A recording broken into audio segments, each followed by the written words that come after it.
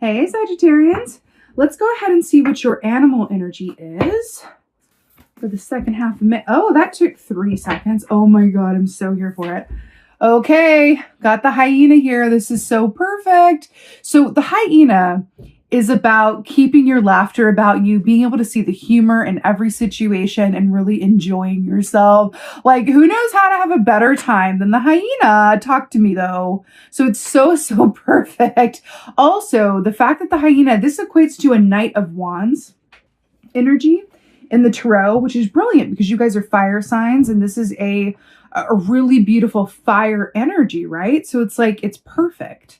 It's absolutely perfect. So, you know what I'm getting with this specifically is we are in eclipse season.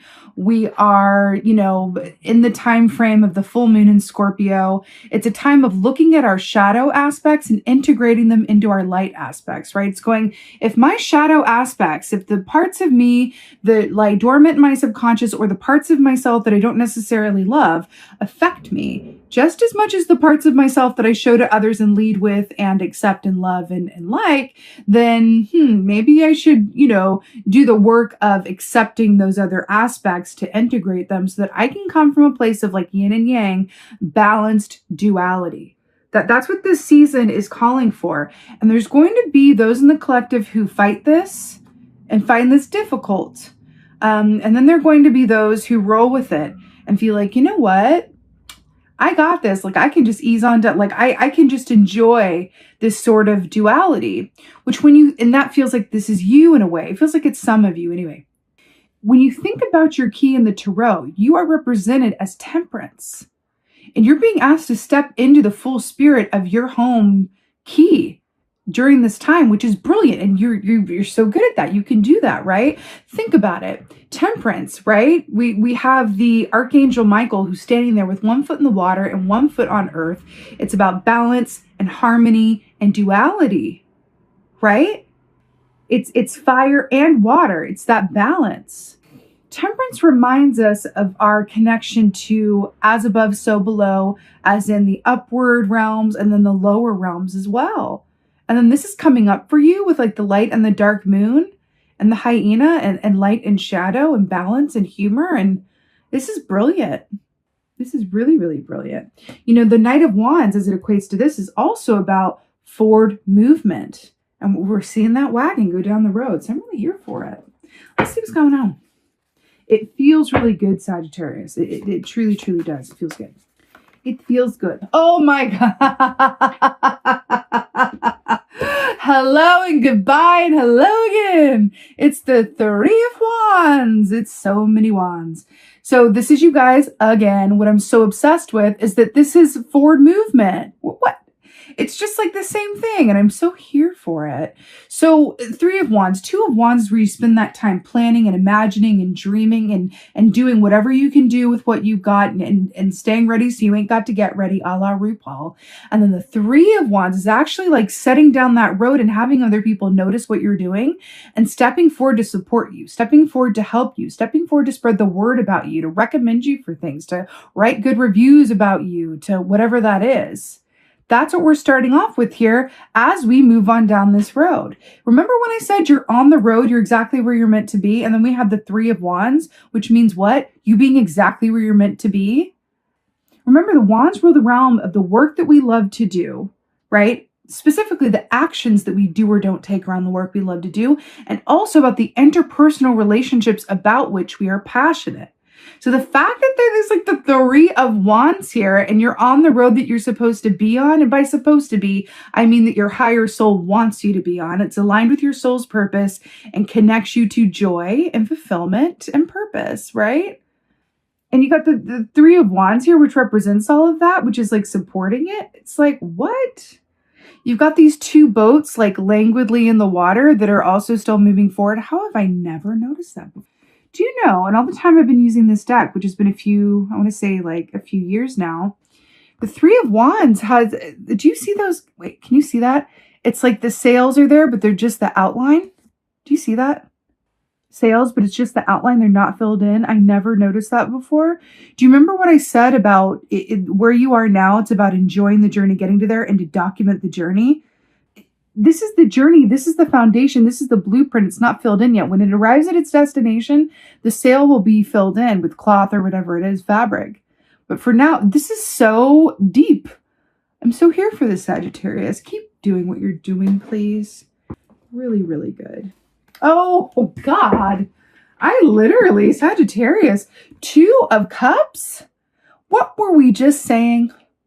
Wands are about the work that we love to do, or the interpersonal relationships about which we are passionate. And then we have the 2 of Cups here. So this is also goes back to Temperance. It's that inner and outer duality, right? Because 2 of Cups on one hand can definitely be romantic. It's about how other people are our mirrors, right? Or can be our mirrors, right? But this is about like us being aligned with one person or other people that, or group of people this can be, that are really soul mirrors to us, that are soul journeyers with us. It's those people going to your wagon and going like, hey, I'm so glad I found you. It's really brilliant. It's that beautiful feeling of I'm understood and I'm with kindred spirits, right? This can also be very romantic as well, and really settling into partnerships and relationships that truly activate your heart space, right? When does this come along? When you are on your road. Okay, this is what happens when you're exactly where you're meant to be, on your road. Jeez, I just want to like, I don't know. Some readings are just like, okay, let's realign. Let's consider this. But then some of these are just, I love moments like this, and it's really beautiful. It's like, please keep doing what you're doing. You are like, keep going. You know what I mean? Another aspect of the 2 of Cups here as well, because we have like the hermit crab with the home on the back and everything. It's interesting because remember how we saw the wagon and the aspect of the gypsies where their home wasn't a physical place. Their home was wherever they landed, right? Their home was their family that went with them wherever they went, right? And then there's something in that for you as well about a home is a feeling and or a state of mind more than a physical place. So you could definitely have travels coming up, or be thinking about traveling or moving somewhere, or planning down your route somewhere else. But I do feel like this road that you're on, it directly influences your home in some way, shape, or form. Remember also, your home can be, that feeling that you get when you're with someone else or a group of people. So that's coming up for you, the home. What is it? Thoughts about that, and really considering that for yourself, right? Something about that. I feel like there's an opportunity coming up for you that's going to either require you to move homes or affect your home life in some way, right? It could even be you get a job or something that requires you to work from home, whereas before you didn't. Or it could be, an opportunity, or you meet someone or join a group or something like that, which is, it's something that it's going to involve your home life, or how you think about home in a different way. It could heal your relationship to home as well. Something about that. Oh, there she is. My girl. So we have the Queen of Swords here. So this is beautiful air energy here. And I have to say, the only one that hasn't come out yet is Pentacles, but I'm kind of here for it because it's Wands and Cups and Swords. Pentacles is a grounding, slow moving energy. And this just feels, it's like you're taking your time getting to where you're going, but there's momentum. So Queen of Swords, she's the queen of discernment, right? She knows what to say yes to. She knows what to say no to. She is a beautiful personal editing system. So it's really interesting that this is coming up for you in this way, because I feel like there's a certain, also with the wolf here, really being connected into your instinct as well. It's a really interesting vibe I'm getting with this about how, how wolves are pack animals? There's also that concept of the lone wolf, but wolves are pack animals. And I saw the wagon with the travelers and the community. It really feels like finding your pack. Hyenas are also pack animals. There's something about your pack or your group that you're a part of, either becoming more enriched, or you finding that group, or you connecting with that group. Or a group you haven't found quite yet in a richer, more rich way. But again, it was that image of like the people you meet on the way to where you're going. There's something about that for you that's coming in loud and clear, and it feels like it really matters in some way with the Queen of Swords. I feel like there's also an aspect with this Queen of Swords as well, because we've got the hyena's eyes here and the eyes here, with the moon, I'm feeling this is directly commenting on, you know, this eclipse season, the full moon in Scorpio, Mercury in retrograde. I feel like there's an aspect of this that is reminding you to stay vigilant about the ways in which your habits or your habitual thought patterns or what you do day in and day out, how what you do serves you or brings you joy, or how what you do either comes from obligation or you might be able to edit out. Because I do feel like there are things in your experience that you don't necessarily need to take on. You could be taking on other people's problems or heaviness or energy, or you could be taking on more, you know, stuff for yourself, like self-defeating thoughts or, you know, like worst case scenario thinking that you can edit out. The Queen of Swords is coming in and asking you, in what ways can you edit your situation so that you can get the most out of this beautiful energy that is available to you during this time? Okay. I'm also seeing writing. I feel like something in this path or even like a helpful tool for you to work with this energy is to journal or write or communicate something about the written word. Something about the written word is coming through. Let's go ahead and get some advice here for Sagittarius. Some advice here. I swear Aquarius got this. Will you watch the Aquarius reading? Because you guys got the exact same advice, and I kind of felt like they were similar anyway. So watch the Aquarius reading. 3 of Swords in reverse. So let's talk about this. So first of all, the 3 of Swords in the upright is about heart pain, mental tension. It is that air energy, right? Aquarius, Libra, Gemini, which is all about the pain of the past and how it affects us in the present, right? Now, let me let you in on something. And I said this in the Aquarius reading as well. First of all, this is lining up with the shadow aspect of this, and it's casting its hue in this way. But there are going to be parts of the collective during this window of the full moon in Scorpio, this Mercury in retrograde season, the eclipse of it all, where there's going to be a difficulty and a resistance around looking at the parts of themselves that want to be integrated, but that they don't necessarily want to acknowledge or admit or look at. So the fact that this is coming up in reverse, this is an indicator for me for this round that you are able to work with this energy in a more fluid, proactive, and heck, even enjoyable way.